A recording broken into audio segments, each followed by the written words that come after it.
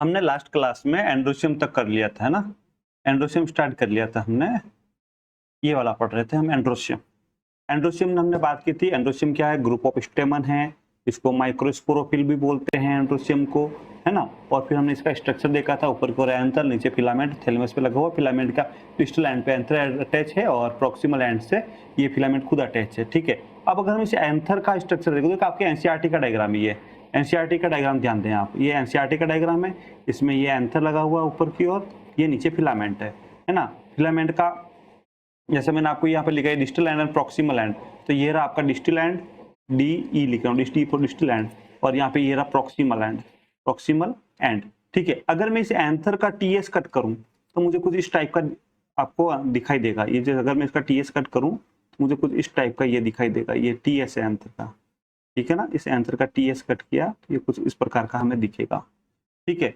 अब इस टीएस को थोड़ा सा बड़ा जूम करके अगर हम देखें तो ये आपका एनसीईआरटी का डायग्राम है ना। कुछ हमें, अगर मैं इस एक मिनट इस एंथर का टीएस काटूं मैं तो कुछ इस प्रकार का दिखाई देगा, इसको अगर मैं जूम करूं तो कुछ इस प्रकार का, इसको भी जूम करूं तो कुछ इस प्रकार का, या कुछ इस प्रकार का डायग्राम दिखाई देगा। इसको जब मैं जूम करूंगा तो इस प्रकार का, और इसका जो पर्टिकुलर एक पोर्शन को लेकर अगर मैं जूम करूंगा तो इस प्रकार का डायग्राम मुझे दिखाई देगा। ये आपके एनसीईआरटी का डायग्राम है, मतलब इस एंथर का टीएस काटा हमने तो ऐसा, बड़ा करके देखा तो कुछ इस प्रकार का, और बड़ा किया तो कुछ इस प्रकार का, और इसका जो इस पोर्शन को बड़ा करके देखा तो हमें कुछ इस प्रकार का दिखाई दिया।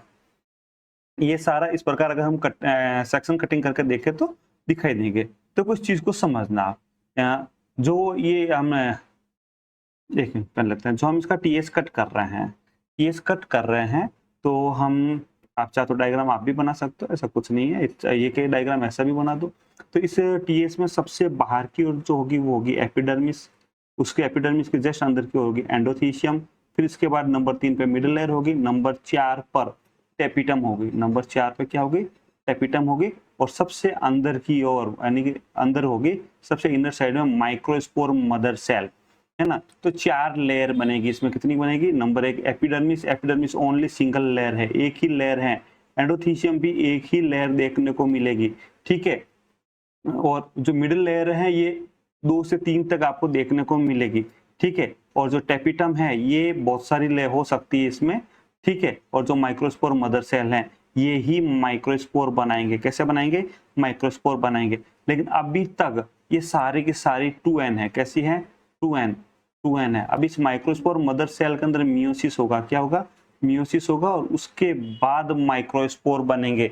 समझना, माइक्रोस्पोर पहले जो है इसके अंदर क्या होगा, मियोसिस होगा, फिर माइक्रोस्पोर बनेगा। हम एक एक को लेके समझने की कोशिश करते हैं, हम क्या करते हैं, एक एक को लेके समझने की कोशिश करते हैं। सबसे पहले चलो, सबसे पहले इसी को देखते हैं, सबसे पहले इसको, इस डायग्राम को देखते हैं, या इस डायग्राम को देख लो, या इस डायग्राम को देख लो। देखो इसके अंदर जो है ना कितनी स्पोरेंजिया है, 1 2 3 4, मतलब 4 स्पोरेंजिया है। 4 स्पोरेंजिया के लिए एक शब्द यूज होगा, कितनी, टेट्रा। हम साइंस में शब्द यूज करते हैं टेट्रा, टेट्रा। 4 स्पोरेंजिया के लिए क्या शब्द यूज होता है, टेट्रा। क्या है टेट्रा, स्पोरेंजिया है, तो स्पोरेंजिएट, टेट्रा स्पोरेंजिएट। डायग्राम कैसा है, टेट्रा स्पोरेंजिएट डायग्राम है। देखो समझना, इसी डायग्राम से मैं समझा रहा हूं। फिर जो है इसके जो एंड कितने हैं, 1 एंड, 2 एंड, 3 एंड, 4 एंड, ये वाला एंड, ये 1 एंड, ये 2 एंड, ये 3 एंड, ये 4 वाला एंड, ठीक है। तो इसको हम क्या बोल, 4 एंड है ना बेटा, तो 4 के लिए शब्द क्या होगा, टेट्रा, ठीक है। एंड के लिए गोनल, टेट्रागोनल शेप है इसका, कैसा है, टेट्रागोनल शेप है। अब इसके बीच में आप देखो यहाँ पे एक कनेक्टिव है, ये कनेक्टिव, ये कनेक्टिव, इसी के अंदर वेस्कुलर सप्लाई होती है। इस कनेक्टिव के अंदर क्या होती है बेटा, इस कनेक्टिव के अंदर ही वेस्कुलर सप्लाई होती है, वेस्कुलर होता है, मतलब यही जाइलम फ्लोएम वाला, यही वेस्कुलर सप्लाई होती है। इस कनेक्टिव के कारण, अब इस कनेक्टिव के कारण देखना आप, ये कनेक्टिव आके बीच में, तो इसके कारण जो है 2 लोब बन गए, एक लोब तो ये रहा, एक लोब, और दूसरा लोब जो है ये वाला रहा, ये और ये 2 लोब बने, एक लोब 2 लोब। इस कनेक्टिव के कारण इसके अंदर 2 लोब है, कितने हैं, 2 लोब है, और 2 लोब होने के कारण इसको क्या बोलेंगे, इसको बोलेंगे, यहाँ लिख देता हूँ आगे, बाइलोब्ड। 2 के लिए बाई शब्द यूज होता है, हमें पता है साइंस के अंदर कौन सा शब्द यूज होता है, बाई। तो इसको बोलेंगे बाई लोब्ड स्ट्रक्चर। कैसा स्ट्रक्चर है इसका? बाई लोब्ड स्ट्रक्चर है। अब क्या होगा? स्ट्रक्चर है, बाई लोब्ड स्ट्रक्चर हो गया।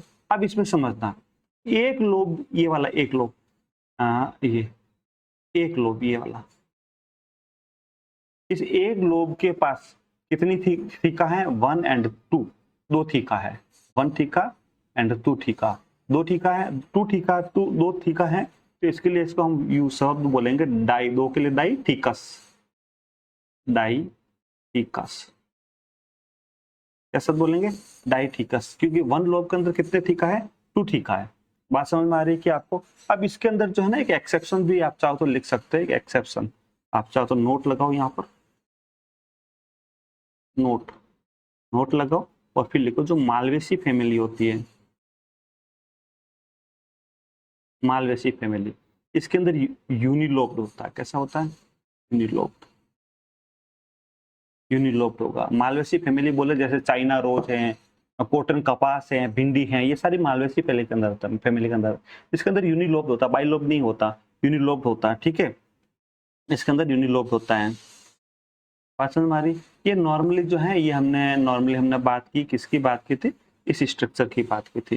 क्या बात की थी हमने? वापस दोबारा समझना कि हमने ये कहा था कि हमने जो है सबसे पहले ये वाला देखा, इस एंटर का हमने यहाँ, चलो इसी का हमने ये डिटेल देखा एनसीईआरटी, फिर इसका यहाँ से हमने टीएस कट किया, तो हमें कुछ इस प्रकार टीएस दिखा।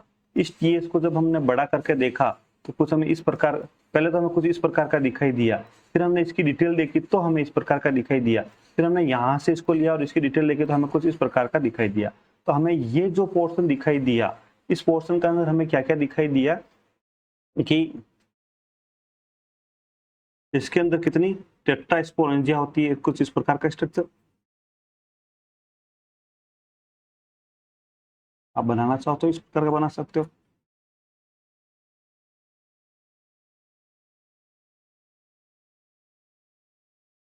है ना? तो इसके अंदर ये 4 स्पोरेंजिया, टेट्रास्पोरेंजिएट हुआ, बीच में कनेक्टिव सप्लाई, इसके कारण 2 लोब, तो बाई लोब शब्द आ गया। 4 एंड है, इसके 4 एंड है, तो इसको 4 एंड के लिए टेट्रागोनल शब्द आ गया। एक लोब इधर है, एक लोब इधर है, तो बाई लोब हो गया। एक लोब में 2 थीका है, तो इसको डाइथीका शब्द बोल दिया। ये सारे इसकी विशेषता है, इसके किसकी? एंथर के टीएस की। फिर जब इस एंथर के टीएस को हम डिटेल डायग्राम देखेंगे यहाँ से लेके, तो हमें कुछ इस प्रकार का डायग्राम दिखाई देगा, कुछ इस प्रकार का डायग्राम। ठीक है बेटा, कुछ इस प्रकार का डायग्राम दिखाई देगा। इस डायग्राम को अब यहाँ हमने बहुत कर लिया, इसको थोड़ा सा आगे लेके बनना है। ठीक है, तो अब देखना आप इसको, तो इसको इधर ले लेते हैं, इस सबको लेने के बाद अभी यहाँ देखते हैं। एक मिनट,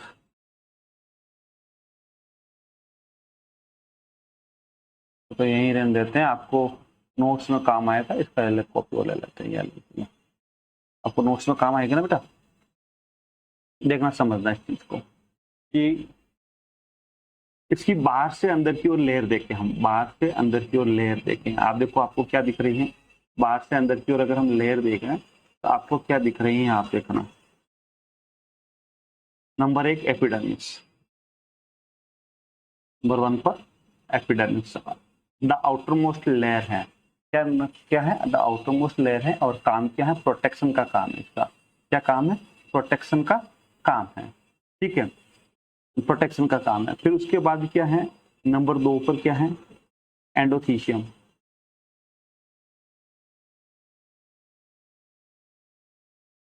एंडोथीशियम, इसके अंदर क्या होता है बेटा? इसके अंदर जो है ना, सेलुलोज की स्ट्रिप्स होती हैं। एंडोथीशियम के अंदर सेलुलोज की स्ट्रिप्स होती हैं, जो कि एंथर को फ्री करने में भी हेल्प करती हैं। सेलुलोज की स्ट्रिप्स होती हैं, अपन कहते हैं सिंपल भाषा में, पट्टियां होती हैं, स्ट्रिप्स होती हैं, इसके अंदर प्रेजेंट होती हैं। और ये क्या करता है? ये जो एंथर को फ्री करने में भी हेल्प करता है। फिर नंबर 3 की बात करें, नंबर 3 की बात करें, चलो ये एपिडर्मिस जो होती है ये भी सिंगल लेयर है, सिंगल है, और ये भी सिंगल लेयर है, लिख दो प्लीज सिंगल लेयर, और ये भी सिंगल लेयर है। लेकिन ये क्या करती है? ये जो एंडोथीशियम होती है, एक चीज इसके अंदर सेलुलोज की स्ट्रिप्स होती है, थोड़ा सा समझना, सेलुलोज की स्ट्रिप्स होती हैं। इसका जो नेचर होता है वो हाइग्रोस्कोपिक, मतलब वाटर को एब्जॉर्ब करने वाला नेचर होता है। कैसा होता है? हाइग्रोस्कोपिक नेचर होता है। स्कोपिक नेचर, हाइग्रोस्कोपिक नेचर एनवायरमेंट से वाटर को एब्जॉर्ब करने का नेचर होता है। ये क्या करती है, जब एंथर मैच्योर होता है ना, पोलन ग्रेन बन जाते हैं, माइक्रोस्पोर बन जाते हैं, तो वाटर को एनवायरमेंट से एब्जॉर्ब कर लेता है और एब्जॉर्ब करने के बाद में फूल जाता है। उसके बाद एकदम वाटर लॉस हो जाता है, जिससे कि ये फट जाता है, जिससे एंथर फ्री होते हैं। जिससे कि एंथर फ्री होते हैं तो ये क्या करता है, डिस्पर्सल में भी एंथर के डिस्पर्सल में भी हेल्प करता है। तो किस क्या करता, डिस्पर्सल करवाता है एंथर का, एंथर का डिस्पर्सल भी करवाता है। ठीक है, ये बात की हमने एंडोथीशियम की। फिर नंबर 3 पे आ गई middle layer. Number 3 middle layer.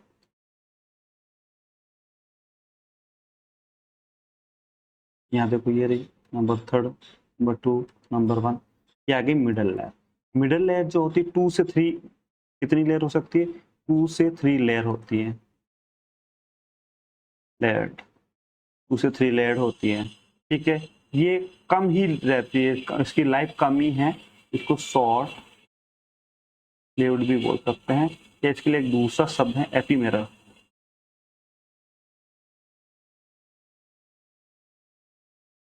एपीमेरल शब्द आता है। ठीक है, इसका जो एनसीईआरटी में भी लिखा हुआ नरिशमेंट का भी कार्य है। नरिशमेंट कार्य करता है, पोषण, नरिशमेंट प्रोवाइड कराता है किसको? जो डेवलपिंग एंथर हैं या पोलन ग्रेन या माइक्रोस्पोर जो बन रहे हैं, उसको ये क्या कर रहा है? न्यूट्रिशन प्रोवाइड करवाता है। और लास्ट में नंबर 4 पे आती है टेपिटम। टेपिटम आप देखें यहाँ पर, ये रही नंबर 4 पे टेपिटम। ठीक है, एक चीज ध्यान रखना, इसके अंदर सारा स्पोरोजिनस टिश्यू भरा हुआ होता है। कैसा होता है? Sporogenous tissue.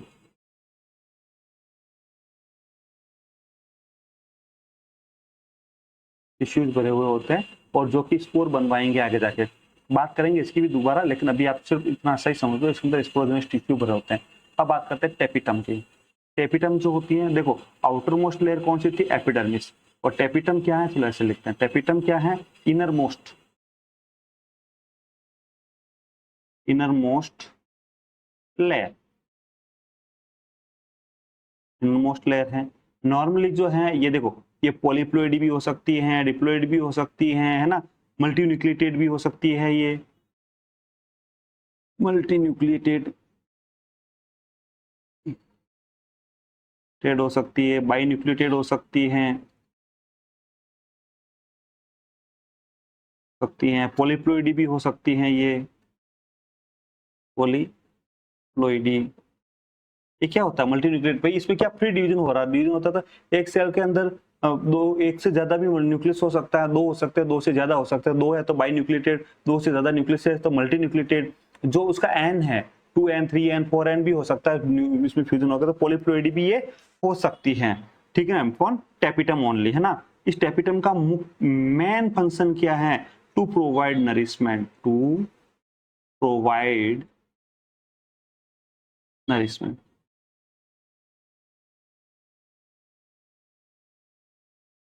नरिशमेंट किसको?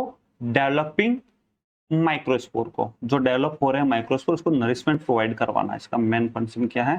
जो डेवलप हो रहा है माइक्रोस्पोर, उन्हें नरिशमेंट प्रोवाइड करवाना। ठीक है ना बेटा, अब सुनो आगे। ठीक है, इसके अलावा इसका और क्या काम है? ये पोलन कीट फॉर्मेशन का भी काम करती है। अब ये पोलन कीट क्या भला बताओ बेटा? ये पोलन कीट भी फॉर्मेशन कराता है। ये पोलन कीट क्या है? ये पोलन कीट जो है ना, ये पोलन कीट फॉर्मेशन, देखो सुनना, मैं थोड़ा लिख देता हूँ। नॉर्मली येलो कलर का होता है, येलो स्टिकी कवरिंग outside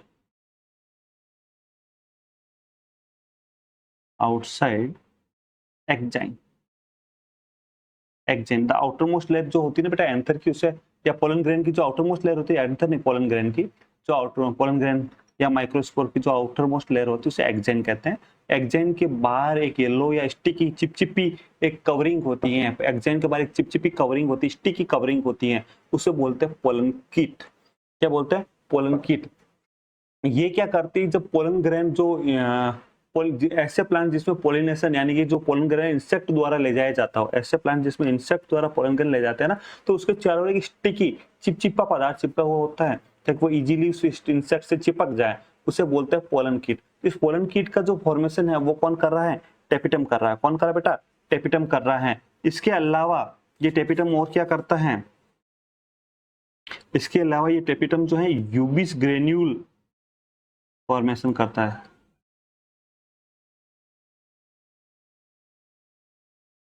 इस यूबिस ग्रेन्यूल के अंदर स्पोरोपोलेनिन होता है। क्या होता है बेटा? स्पोरोपोलेनिन। यूबिस ग्रेन्यूल फॉर्मेशन करता है जो कि इसकी एक्जाइन बनाते हैं। किसकी? पोलन ग्रेन की एक्जाइन बनाते हैं। इस यूबिस ग्रेन्यूल के अंदर स्पोरोपोलेनिन होता है। सुना होगा आपको स्पोरोपोलेनिन। ये स्पोरोपोलेनिन जो है ये बहुत ही रेसिस्टेंट और सबसे हार्डेस्ट है ना बेटा? तो इस प्रकार स्पोरोपोलेनिन का भी सिंथेसिस इस टाइप से ये करता है। कौन करता है? टेपिटम।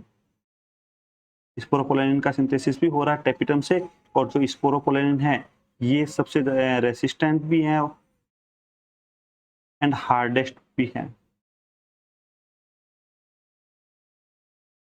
अभी जब most resistant and hardest material है स्पोरोपोलेनिन, स्पोरोपोलेनिन क्या कह सकते हैं हम? सबसे हार्डेस्ट है, जिसके ऊपर किसी प्रकार के एसिड का भी इफेक्ट नहीं होता हो, टेम्परेचर का इफेक्ट ना होता हो, किसी भी चीज का बहुत रेयर केस में कोई इसके ऊपर इफेक्ट होता, बाकी इफेक्ट ही नहीं होता। तो वर्ल्ड मोस्ट हार्डेस्ट जो मटेरियल है वो स्पोरोपोलेनिन है। और इस स्पोरोपोलेनिन कहाँ होता है? एक्जाइन। स्पोरोपोलेनिन से कौन बनता है? एक्जाइन बनती है। किसकी? प्लांट पोलन ग्रेन की एक्जाइन बनती है। और स्पोरोपोलेनिन का सिंथेसिस कौन कर रहा है? टेपिटम कर रहा है। कौन कर रहा है बेटा? टेपिटम कर रहा है। किसका? स्पोरोपोलेनिन का सिंथेसिस करता है। अच्छा, इसके अलावा टेपिटम और क्या करता है? कंपेटिबिलिटी प्रोटीन का सिंथेसिस करता है। समझना है कंपेटिबिलिटी प्रोटीन।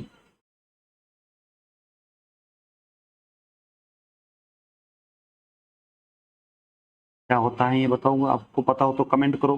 कंपेटिबिलिटी प्रोटीन क्या होता है? अगर आपको पता है तो कमेंट करो मेरे बताने से पहले ही।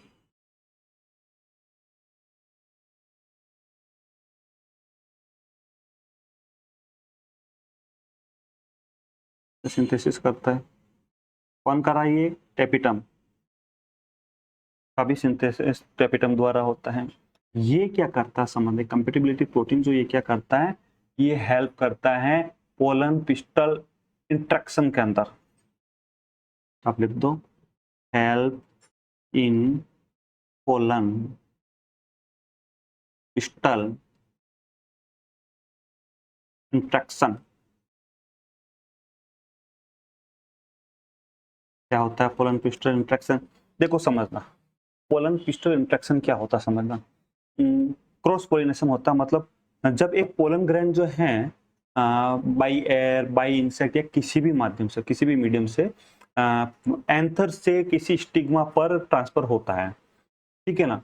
तो मान लो मैंगो का पोलन ग्रेन है और वो किसी और प्लांट, जैसे मैंगो का पोलन ग्रेन जो है वो किसी और प्लांट के स्टिग्मा पर लैंड हो जाए। किसी और प्लांट जैसे मैंगो की गला, जैसे आप नॉर्मली बोले मैंगो की जगह पर हम बोले कैरियोट्रोपिस के ऊपर जाके कैरियोट्रोपिस या किसी भी अन्य कोई सा भी प्लांट मान लो आप, है ना, चाहे वो कैरेट का मान लो, कोई सा भी मान लो, चाइना रोज मान लो, किसी एक का पोलन ग्रेन किसी दूसरे प्लांट के ऊपर गिर जाए, मैंगो का पोलन ग्रेन किसी और प्लांट के ऊपर अगर गिर गया तो क्या होगा?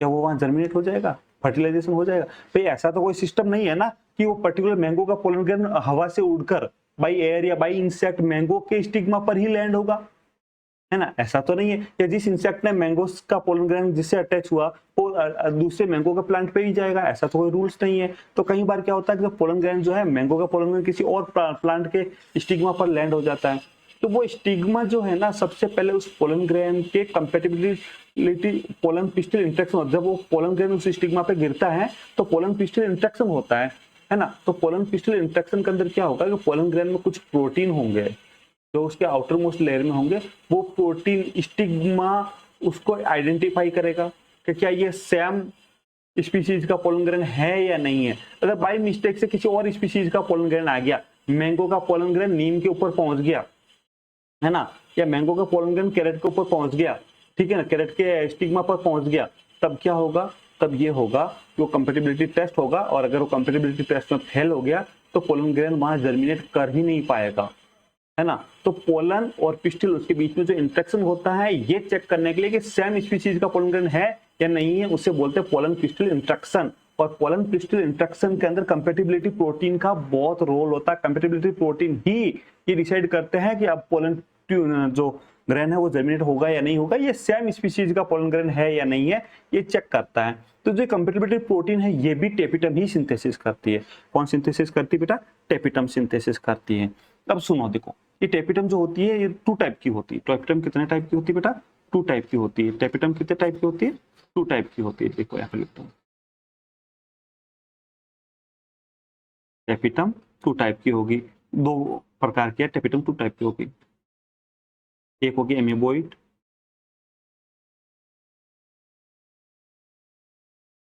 और दूसरी होगी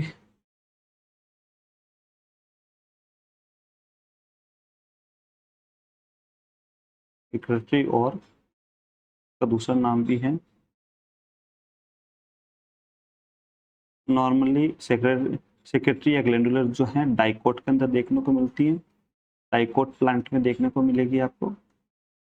और जो एमीबोइड प्रकार का जो है, इसका एग्जांपल हम देखें तो नॉर्मली टाइपा वगैरह के अंदर देखने को मिलेगी। वो होता क्या इसमें समझना, टेपिटम को हमने 2 टाइप में डिवाइड किया है, अमीबोइड और सेक्रेटरी या ग्लैंडुलर, ठीक है, हमने इसको 2 टाइप में डिवाइड किया है। अमीबोइड के अंदर क्या होगा कि ये जो टेपिटम है अमीबा के सिमिलर, अमीबा जैसे मूवमेंट करता है ना बेटा, प्लाज्मोडियम बना क्या पेरिप्लाज्मोडियम बनाता है, या जिससे मूवमेंट करता है पेरिप्लाज्मोडियम से, तो जैसे अमीबा मूवमेंट करता है, अमीबा के समान मूवमेंट करती हुई ये टेपिटम जो है जहाँ माइक्रोस्पोर बन रहे हैं, यानी कि ये देखो यहाँ पर ये जो ये माइक्रोस्पोर बन रहे हैं यहाँ पर या बीच में, तो अमीबीय मूवमेंट करती हुई ये बीच के अंदर पहुंच जाएगी। टेपिटम जो है अमीबीय मूवमेंट करती हुई जहाँ पे माइक्रोस्पोर बन रहा है वहां पहुंच जाएगी, और वहां खुद को नष्ट करके उनको न्यूट्रिशन प्रोवाइड करवाती है। ये हुई अमीबोइड टाइप्स। दूसरा कौन सा, सेक्रेटरी या ग्लैंडुलर, उसमें क्या होगा कि सेल वहीं रहेगी जिस स्थान पे है, टेपिटम जहाँ है वहीं रहेगी, चेंज नहीं होगा। खाली यही होगा कि उसमें से वो टूट के उसमें से सीक्रेशन निकलता रहेगा, और वो जाके जो डेवलपिंग माइक्रोस्पोर है उनको मिलता रहेगा, जिससे उसको वो डेवलपिंग माइक्रोस्कोप लेकर जो खुद का न्यूट्रिशन करवाते हैं, नरिशमेंट करवाते हैं, खुद का नरिशमेंट करवाते हैं, है ना, उसको खुद का अपना भोजन वगैरह पूर्ति करते हैं उससे। तो 2 प्रकार, एक में तो सेल खुद अमीबीय मूवमेंट करती हुई पहुंचती है माइक्रोस्पोर के पास, डेवलपिंग माइक्रोस्कोप के पास, और दूसरी में सेल वहीं रहेगी, उसमें से सीक्रेशन निकलेगा, वो पहुंचेगा उनके पास। और दोनों ही पर है, दोनों ही टाइप से जो माइक्रोस्पोर बन रहे हैं उनको नरिशमेंट प्रोवाइड होता है। दोनों ही टाइप से जो माइक्रोस्कोप बन रहे हैं उससे नरिशमेंट प्रोवाइड होता है। तो टेपिटम के काम ये थे। अभी हम वापस एक बार समझते हैं हमने अभी तक क्या क्या पढ़ा वो समझना। हमने सबसे पहले एंथर का टीएस देखा, तो टीएस कुछ इस प्रकार का था। फिर हमने ये स्ट्रक्चर देखा कि आपके एनसीईआरटी का डायग्राम, ये इसका टीएस, इसका बड़ा डायग्राम क्या ऐसे, फिर इसका ऐसे और इसका ऐसे डायग्राम देखा। फिर हमने बाहर से अंदर तक की सारी लेयर देखी, इसके सारे स्ट्रक्चर देखे, सारे नाम पढ़े, ये tetra sporangia, tetragonal, bilobe structure, dithecous, इन सब का मतलब समझा हमने। ये वेस्कुलर या बीच में क्या है इसका मतलब समझा। फिर उसके बाद हमने क्या किया, इस डायग्राम में बाहर से अंदर तक लेयर जो है उसका तो सीक्वेंस देखी हमने। सीक्वेंस देखने के बाद इसको हमने यहाँ पे समझा। आउटर मोस्ट लेयर जो थी एपिडर्मिस थी, ये सिंगल लेयर है, प्रोटेक्शन का काम करती है। एंडोथीसियम ये भी सिंगल लेयर है, ये प्रोटेक्शन का काम भी करती है। इसके अंदर सेलुलर स्ट्रिप्स होती है, इसका नेचर हाइग्रोस्कोपिक होता है, ये वाटर एब्जॉर्ब करती है, वाटर एब्जॉर्ब करके पहले फूल जाती है, फिर वाटर लॉस करती है, जिससे ये फट जाएगा, जिससे कि पोलन मैच्योर पोलन ग्रैंड बाहर निकल जाएंगे। उसके बाद जो आता है मिडल लेयर नंबर में 2 से 3 होती है, ये शॉर्ट लेयर होती है, शॉर्ट लेयर के एपिमेरल सब यूज होता है, ये भी नरिशमेंट प्रोवाइड करवाती है। फिर बात आता है टेपिटम के अंदर हमने देखा ये इनर मोस्ट लेयर है, ठीक है, ये मल्टी न्यूक्लिएट भी हो सकती है, बाई न्यूक्लिएटेड या उसके अलावा भी दूसरी हो सकती है, हमने ये बात की थी। उसके बाद ये क्या करती है, नरिशमेंट प्रोवाइड करवाती है किसको, डेवलपिंग माइक्रोस्पोर को। इसके अलावा टेपिटम पोलन कीट फॉर्मेशन करती है, पोलन कीट जो येलो स्टिकी कवरिंग जो आउटसाइड में जो होती है एक्जेन के आउटर साइड है ना, आउटसाइड ऑफ या आउटसाइड जो भी है, है ना। यूबिस, उसके बाद ये यूबिस ग्रेनुल बनाती है। यूबिस ग्रेनुल के अंदर स्पोरोपोलिन होता है जो वर्ल्ड मोस्ट हार्डेस्ट मटेरियल है, वर्ल्ड मोस्ट हार्डेस्ट मटेरियल है स्पोरोपोलिन, इसका सिंथेसिस करता है और स्पोरोपोलिन से ही पोलन ग्रेन की बाहर वाले लेयर जिसको हम एक्जाइन कहते हैं वो फॉर्मेशन होता है। ठीक है, उसके बाद जो है ये टेपिटम ही जो कंपेटिबिलिटी प्रोटीन सिंथेसिस करती है और कंपेटिबिलिटी प्रोटीन से ही कोई भी पोलन पिस्टिल इंफेक्शन होता है, उसमें ये कंपेटिबिलिटी प्रोटीन का यूज होता है जिससे कि कोई भी फ्लोवर की पिस्टिल जो आइडेंटिफाई करती है कि जो आया है वो पोलन ग्रेन उसी की स्पीशीज का है या किसी और प्लांट का आ गया, किसी और प्लांट का आ गया तो उसको जो है किसी और प्लांट का आने पर उसको जो है स्टिग्मा जर्मिनेट ही नहीं होने देगा। इस प्रकार अदर स्पीशीज के साथ फर्टिलाइजेशन से प्लांट अपने आप को रोक लेता है। फिर हमने बात की थी टेपिटम। टेपिटम 2 टाइप की होती है, अमीबॉइड और सेक्रेटरी या ग्लैंडुलर। अमीबॉइड के अंदर वो अमीबा की तरह मूवमेंट करती है, डेवलपिंग माइक्रोस्कोप के बीच में जाएगी और ग्लैंडुलर के अंदर वो सेल वहीं रहेगी टेपिटम की, उसमें से सीक्रेशन टूट टूट के निकलेगा और वो सीक्रेशन जाकर उसको नरिशमेंट प्रोवाइड करवाएगा जो डेवलपिंग माइक्रोस्पोर है उनको। अब जो है हम बात करेंगे आगे स्पोरोजेनस टिश्यूज की। हम किसकी बात कर रहे हैं? स्पोरोजेनस टिश्यूज की बात कर रहे हैं।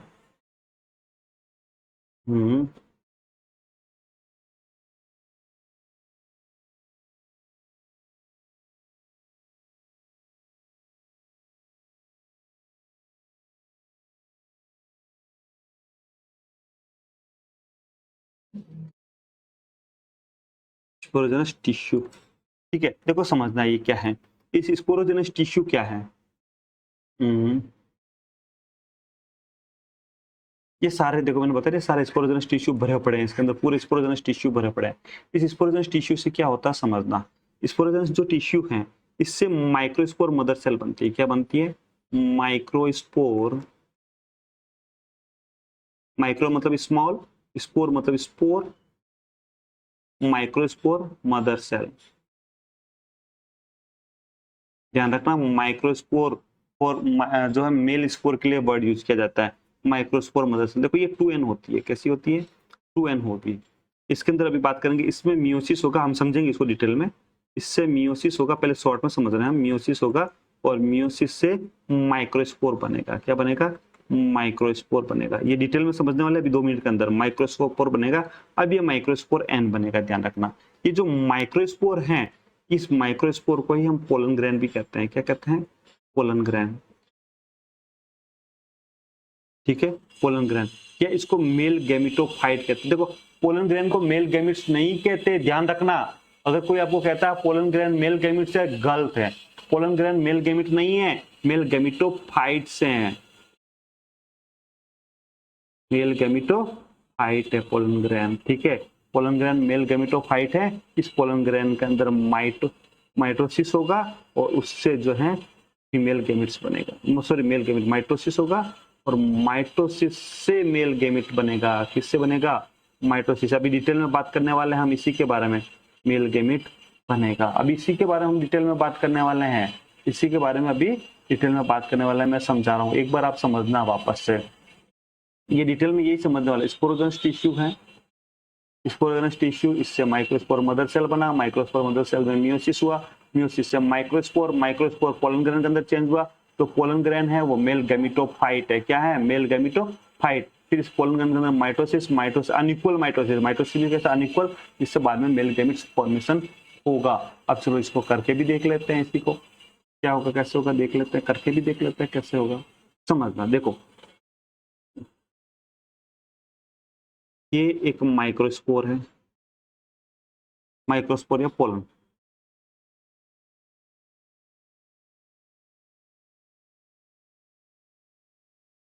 ठीक है, माइक्रोस्पोर के अंदर। ठीक है, समझना माइक्रोस्पोर है, माइक्रोस्पोर मदर सेल कहते हैं, माइक्रोस्पोर है। इसके अंदर क्या होगा समझना। सबसे पहले मियोसिस होगा, मियोसिस फर्स्ट। ठीक है, ये और इससे इसमें 2 न्यूक्लियस, यानी कि पहले कैरियोकाइनेसिस, फर्स्ट में कैरियोकाइनेसिस हो रहा है। क्या हो रहा है बेटा? कैरियोकाइनेसिस। देखो बेटा सेल डिवीजन के अंदर हम 2 शब्द यूज करेंगे। सेल डिवीजन जहां भी देखेंगे हम वहां पर 2 वर्ड यूज करेंगे, कंफ्यूज नहीं होना। इसके अंदर 2 शब्द यूज करेंगे, कैरियोकाइनेसिस और दूसरा है साइटोकाइनेसिस।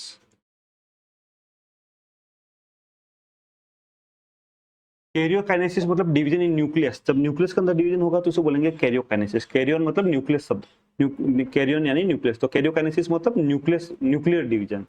साइटोकाइनेसिस, साइटोकाइनेसिस में साइटो मतलब साइटोप्लाज्म, तो साइटोप्लाज्म डिवीजन। तो न्यूक्लियर जब कैरियोकाइनेसिस होगा तो एक न्यूक्लियस से 2 न्यूक्लियस बन जाएंगे, और जब साइटोकाइनेसिस हो जाएगा तो उसमें 2 सेल बन जाएगी।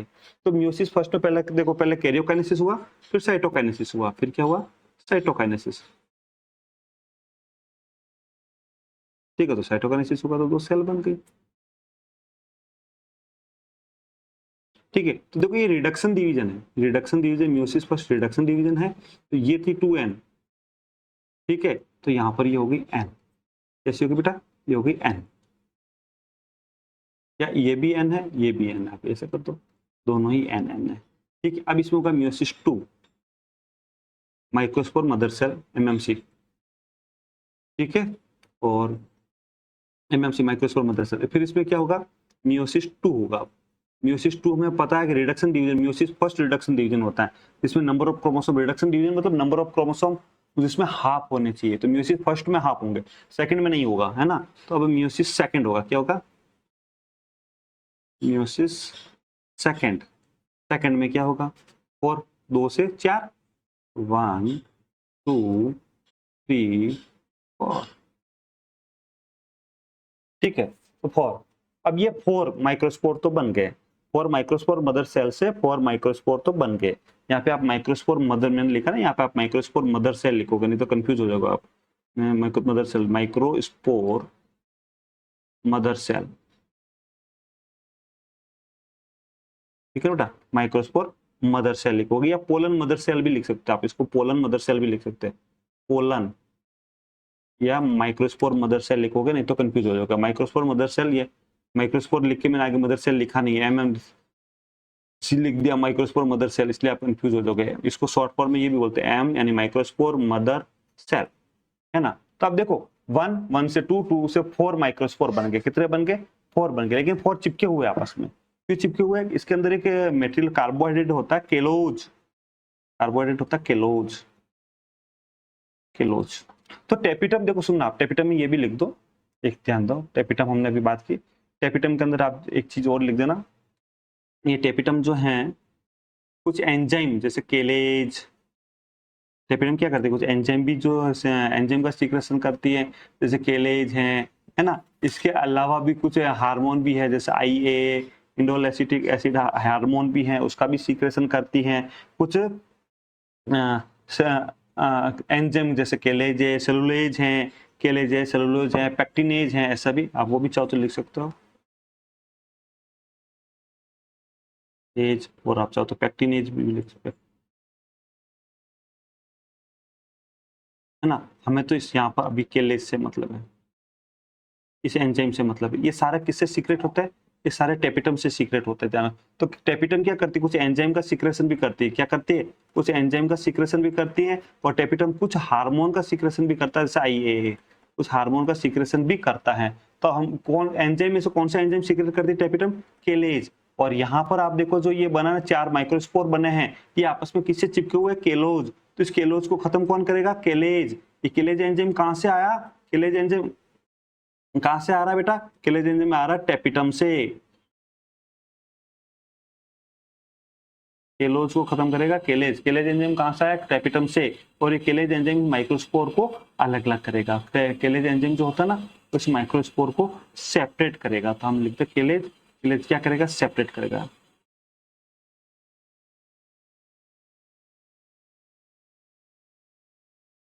ठीक है, सेपरेट करेगा, और ये 4 माइक्रोस्पोर बन गया, 1 2 3 4, ये बन गया माइक्रोस्पोर। ठीक है बेटा, ये बन गया माइक्रोस्पोर। ये जो 4 है इसको बोलते हैं टेट्राड। टेट्राड क्यों है ये बेटा, ये टेट्राड इसलिए है क्योंकि इसके बीच में केलोज, केलोज क्या कार्बोहाइड्रेट है, केलोज क्या कार्बोहाइड्रेट, कार्बोहाइड्रेट से चारों चारों माइक्रोस्पोर अटैच होते हैं, क्या होते हैं, अटैच होते हैं। इसको खत्म केलोज को तो नष्ट कौन करेगा, खत्म कौन करेगा, केलेज एंजाइम। केलेज एंजाइम किसके द्वारा सीक्रेशन होगा, टेपिटम द्वारा। केलेज एंजाइम का सीक्रेशन कहां से होगा? टेपिटम से। तो टेपिटम जो है केलेज एंजाइम का सीक्रेशन करेगी और केलेज एंजाइम क्या करेगी? इन माइक्रोस्पोर को अलग अलग कर देगा, जिससे कि 4 माइक्रोस्पोर का फॉर्मेशन हो जाएगा। अब ये ध्यान रखना, ये जो मैंने आपको बताया है ना इस प्रकार का, देखो ये जो म्यूसिस में फर्स्ट ये वाला जो यहाँ से यहाँ